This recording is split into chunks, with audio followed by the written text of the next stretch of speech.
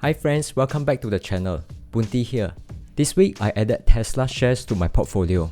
Now you must be wondering, Tesla shares is literally at all-time high now. Why am I adding at such a high price? Why don't I wait for the price to come down then only buy? So in this video, I will walk through a couple of key points from the latest quarterly result from Tesla, and I will explain why I'm adding shares on Tesla. Let's jump into it. Alright.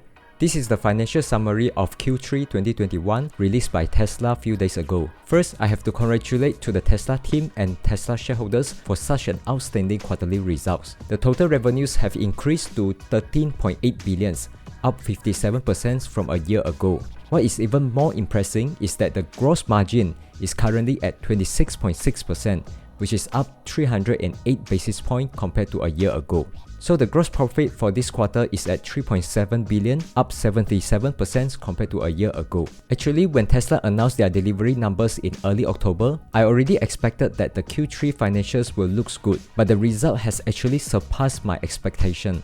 Their gross margin is very impressive, and Tesla team demonstrated that they are able to grow the margin consistently. They said that, "We expect our operating margin will continue to grow over time, continuing to reach industry-leading levels with capacity expansion and localizations plans underway." You can look at the automotive gross margin, and we need to deduct the regulatory credit revenues because this will eventually phase out. They are able to grow it from 27.7% last year to 25.8% last quarter and 28.8% in the most recent quarter. As Tesla continue to scale, I expect that they will be able to increase their margin in the next couple of years. Broadly speaking, how does a successful growth companies increase their share price? So there are 3 steps.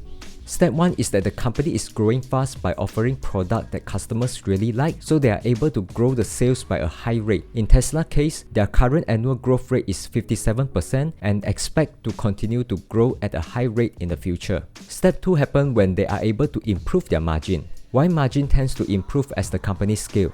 Expenses can be broadly broken down to fixed expenses and variable expenses. Fixed expenses are those that are not depending on how many cars Tesla is delivering, for example, the salary of the engineers working on the full self-driving. Variable expenses are those that will increase as the sales increase. As the company grows, the fixed costs can be spread out to a larger base, helping the company achieving economy of scale.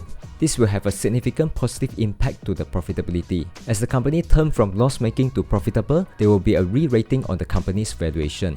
Step 3 happens as the company continues to scale, profits increasing at a decent rate, then the valuation multiple also increase. This is because investors are willing to pay higher price for a company that is generating increasing profits. In Tesla case, they are already achieving a profitability for more than a year now. If not, they can't even be included in the S&P 500 index. But the profit scaling are still happening. If they are able to execute well on their new gigafactories, introduce Model Y and Cybertruck, we can expect to see that their profits to continue to increase in the next few years. Is that means that we should all in to Tesla? I think we need to consider the potential upside and to balance it out with the potential risk. As the company are still building new gigafactories, there are actually tons of execution risk, so you might need to take that into consideration. Anyway, I'm just a random guy on the internet that is buying Tesla at all-time high, so remember to do your own due diligence.